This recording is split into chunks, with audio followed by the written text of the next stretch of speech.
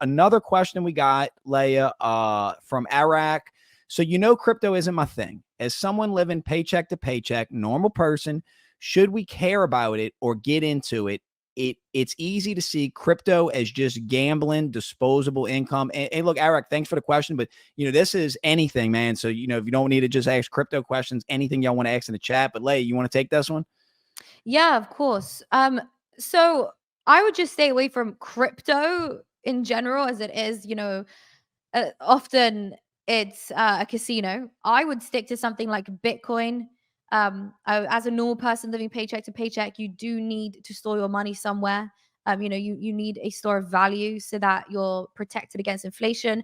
Of course, gold is a really good solution to that, but I would also recommend Bitcoin.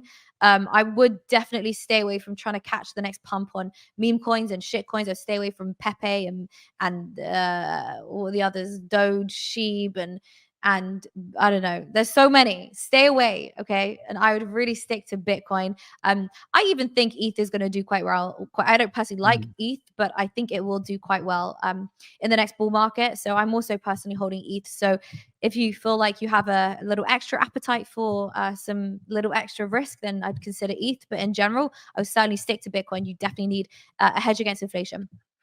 Yeah, I kind of agree with what Layah said, but let me add to that. First and foremost, I would own a house. I would buy my own house before I invested anything in any risk on assets.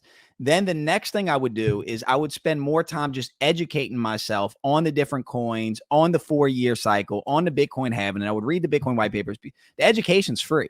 So you can do the research now and then make the decision when you have the disposable income. Layah, we got another question. This is my boy Mosiah. He lives in LA, man. He's a good friend of mine. I can't wait to hang out with him again. He said, do you believe Americans keep failing to demand the politicians to end the Fed?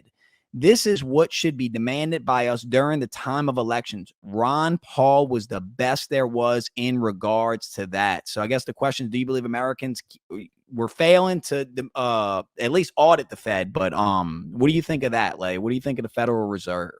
Yeah, you can't end the Fed. It's too big. You're not ending the Fed. And if you talk about how you want to end the Fed and the things you're going to do, they're going to end you. So just be very careful about that. Yeah, you can't end the Fed.